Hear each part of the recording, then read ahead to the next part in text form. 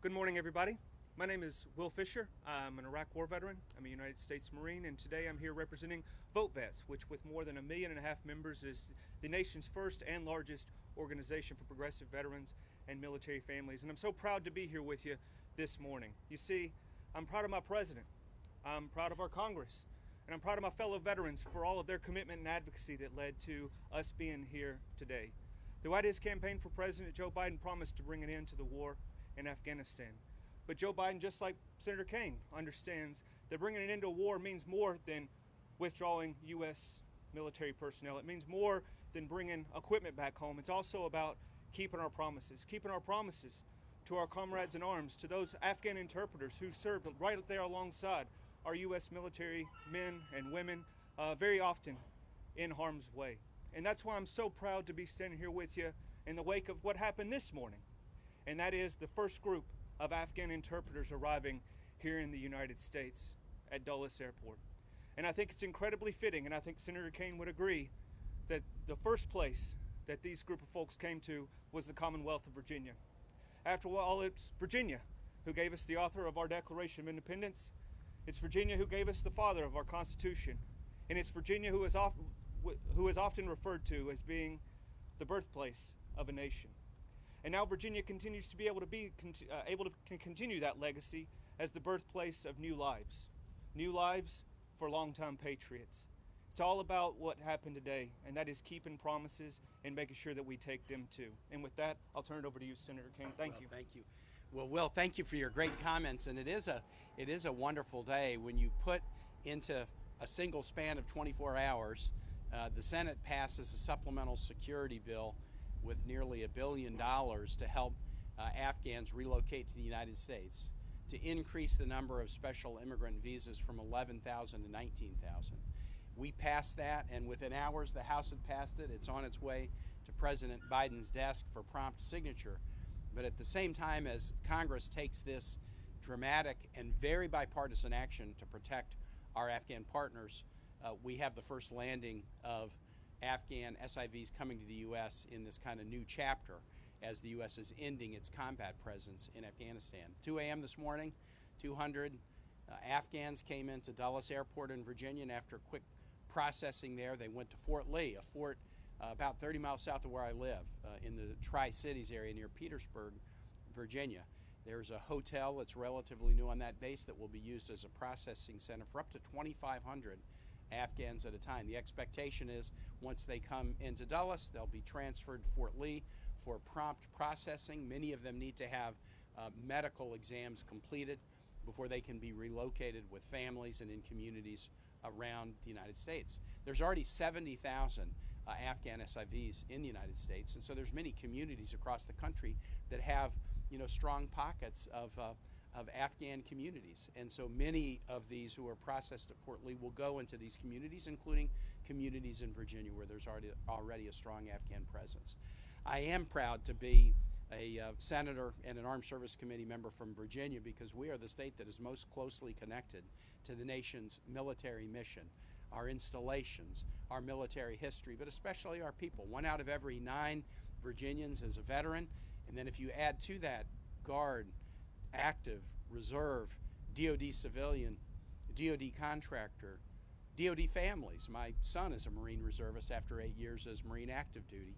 You get to a Virginia that's not 1 out of 9, but 1 out of every 2 or 3 Virginians has a direct connection to our nation's military mission. And we feel particularly supportive and even proud that we can be the initial place of touching soil in the United States as these Afghan SIVs and their family members begin a next exciting, challenging chapter of opportunity in this country. Just as waves of immigrants before have enriched our nation, these Afghans are already enriching our nation and will continue to. So I applaud my colleagues in the Senate and the House who in a bipartisan way acted promptly to make this happen. It's great to work together with the Armed Services, the Pentagon, and the Department of State to facilitate this. I look forward to visiting Fort Lee soon to visit with some of our Afghan partners who've arrived and see the processing up close and real. And finally, I'll just thank Vote Vets. Vote Vets has stayed on this nonstop. absolutely nonstop. When I came to the Armed Services Committee in 2013, I will say John McCain and Jean Shaheen were really the leading edge of this when I arrived on the committee, and I joined them. And the three of us have done a lot of this together. But priorities change, new events grab your attention. You can sometimes be tempted to take your eyes off an important issue to pay attention to some other issue or crisis du jour. But Vote Vets has been steady, and they've always kept our attention on this issue. And the congressional action yesterday, and then the arrival of the first group of Afghan SIVs at Dulles early this morning wouldn't have happened without Vote Vets. So we'll take that back to your whole organization. We really value what you've done. And with that, glad to open it up and take questions. Yeah, please, Leanne. What's the timeline that you expect for all of these people to be processed in, well, actually, before processed, able to leave Afghanistan? So it's a complicated timeline, and we're urging the Biden team, and frankly, we've already met with them months ago. We met with them about this at the White House to be as expeditious as possible. There's about maybe 18,000 SIV applications in process, but when you add to those applications family members, there could be another 50+ thousand. And so it's a lot to work through. Some of the applications were pretty far along. Some of the applications are quite early. So what you're going to be seeing in coming weeks is Afghans coming whose applications were quite far along. Often maybe the only thing that they need to do is get a full medical exam, and that can take place at Fort Lee. For those whose applications are earlier in the process, the Biden administration, with the funds that Congress has provided, is looking at ways to facilitate processing of applications outside of Afghanistan, in Kuwait and Qatar, and possibly other nations like Kosovo and Kazakhstan, where Afghans who've applied but are early in the process could go to a third country where they'll be safe while their application is completed. And that we'll do it as expeditiously as we can, but we also want to do it in a way that protects American security. But I think what you're likely to see in coming weeks is just a succession of these 200+ person flights arriving. Fort Lee can accommodate up to 2,500 people at a time for short term. The idea for Fort Lee is it's a short-term processing center that can help people get oriented and then find the communities in the United States where they'll most likely be able to fit in and start the new chapter of their lives. This will go on for a while. Other questions? Yeah, adding to that, and I know you mentioned they would be leaving the area or leaving the region to make sure they're safe, but is there any concern about making sure they get out safely with Afghan translators, get them out safely and in time? That is the reason for the prompt congressional action yesterday. As Will said, President Biden said he would bring it into the Afghan war, and I support his action in doing it. We need to and will continue to support Afghanistan diplomatically, economically, trade, aid, diplomacy, and we'll also support them militarily with financial support for their military operations. But U.S. combat operations are over. However, we do know that people are vulnerable, and that's why we've already relocated 70,000 Afghans to the United States, and why we have to be expeditious in this.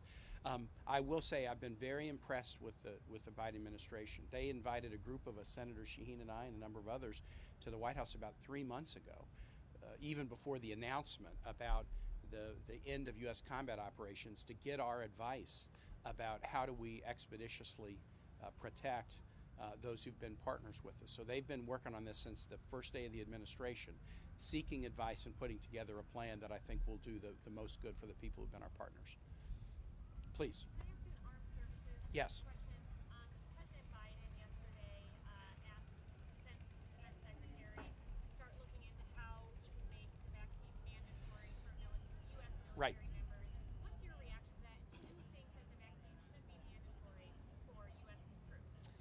I think so. President Biden is commander-in-chief and as the head of federal personnel does have power over the federal workforce, including our military. And obviously seeking the advice of the SecDef is a smart thing to do. What President Biden has said with respect to federal employees, if you want to come, we need you back, get vaccinated, or you're going to have to undergo testing frequently to make sure that you're not posing a health risk to your colleagues. To me, that seems like a reasonable plan. I want to hear from Secretary Austin first about what he thinks is the right thing with respect to the military. But it does strike me that the notion of be vaccinated or you're going to get tested regularly to make sure that you're not posing danger to your comrades in arms seems like a pretty smart thing. Yes, please. There was some discussion early on about Guam as being a place that some of these folks would be sent to, and you mentioned a few countries. Yes. Are there other locations, either in the U.S. or abroad, that the government is still looking at evacuating these folks to? I wouldn't be surprised if that's the case. You know, what I know, I've been most focused on here in the U.S. and the Fort Lee situation, and Virginians have been very supportive of that. What I do know is Qatar and Kuwait are sites that will be used, and Kazakhstan and Kosovo are sites that are being publicly discussed. Obviously, the virtue of a site like Kazakhstan is it borders Afghanistan, and so it makes it pretty easy for folks, or relatively easier, for folks to move promptly from their home to a place where they can be protected. Whether Guam has been used in the past as a site for similar processing, whether it's going to be used in this case or not, I don't yet know. Other questions? All right, yeah, Leanne.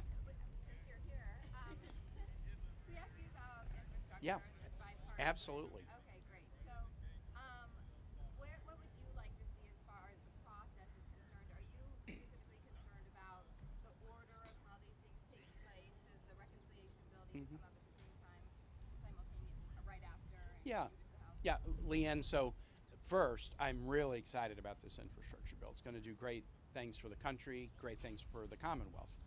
I'm excited that it's bipartisan because I think it does show that we can work together on something important, and I give huge credit to the 20, but then really the core group of 10 bipartisan senators who negotiated the deal. And I got to say, I give huge credit to the Biden administration because their willingness to negotiate and stay at the table, including with Republicans. So it's always easier to negotiate with your own side. You got to stay at the table with the other side if you want to get an accomplishment like this, and so I praise the White House as well. As far as the process, so what you're going to see today, you will see the text of the bill, you'll see a motion to move to the bill, you'll see likely over the weekend debates about amendments to the bill, and then early next week you'll see us act on it, and I expect it will pass with a good solid majority. The first vote on the motion to reconsider demonstrated that, and I suspect the cloture vote today will show the same thing.